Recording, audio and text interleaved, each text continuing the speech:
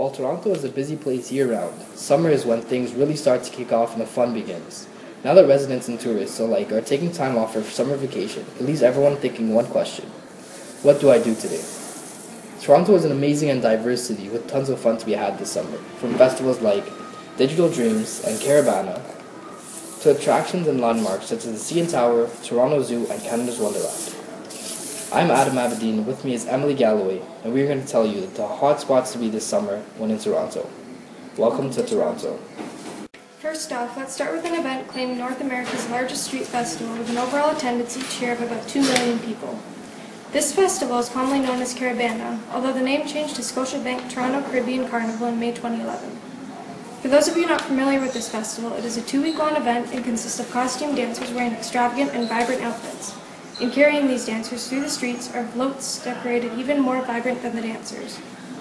Much of the music associated with the event, such as steel pan, soca, and calypso, originated from Trinidad and Tobago. The festival is a celebration of Caribbean culture and features various types of food, including Jamaican, Trinidadian, and Cuban, for you to enjoy. Additionally, the festival will include live music, art displays, and theatrical performances. The event has run annually since 1967 and is definitely not an event you want to miss this summer, especially if you are Jamaican, Trinidadian, or from Grenada. Moving on to a very popular attraction in Toronto, especially with the kids, is the Toronto Zoo, the largest zoo in Canada and amongst the largest in the world. The Toronto Zoo is a beautiful place to spend a day, or even more, with over 5,000 animals, representing 500 species. The zoo is divided into 7 zoo geographic regions: Indo-Malaya, Africa's, the Americas, Australasia, Eurasia, Canadian Domain, and the Tundra Trek.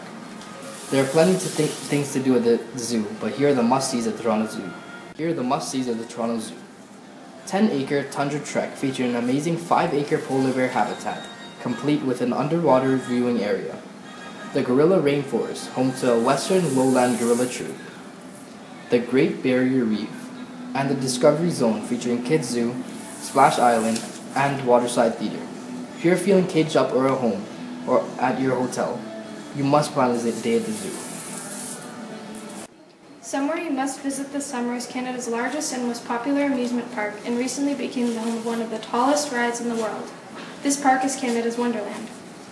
Opening in 1981, Canada's Wonderland opened in Maple, Ontario, and took up 330 acres of land. Last season, the park received 3,481,000 visitors throughout its season. The tallest roller coaster in Canada can be found at the park, which is the Leviathan, a ride built this year.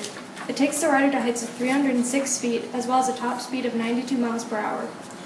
If you are looking for other thrills while at the park, rides that are definite must-sees are Behemoth, Windseeker, Thunder Run, along with 200 other attractions. On to the next attraction is my personal favorite, Digital Dreams. This is a 2-day electronic music festival with the best DJs in the world, all spinning at the Flats at Morrison Canadian Amphitheatre, formerly known as Ontario Place. The 2-day electronic event will feature full sets by Cascade, Afrojack, Duck Sauce, Richie Hawtin, Dubfire, Steve Lawyer, Alesso, and many more. If you are a fan of electronic music, you cannot miss this amazing party with millions of people going.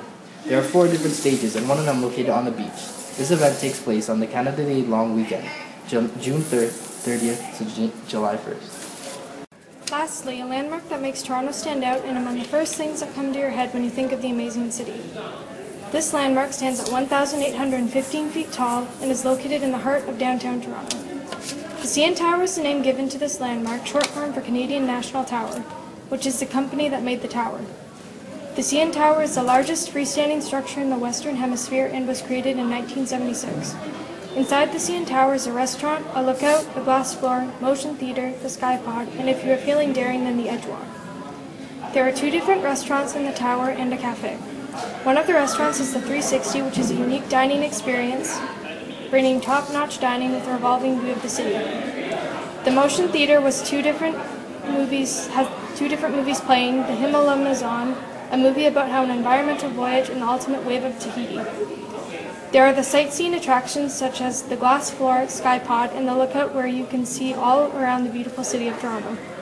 And lastly, there is the Edgewalk, a new attraction that puts you on the side of the tower where you are attached to a harness, 1,815 feet above the ground. Although this attraction is very popular, it must be booked in advance. That is it. These are just a couple of things to do this summer in the beautiful city of Toronto, but there are countless places to see and visit that you might just have to move here. This is Adam and Emily concluding the hotspots this summer in Toronto. See you this summer.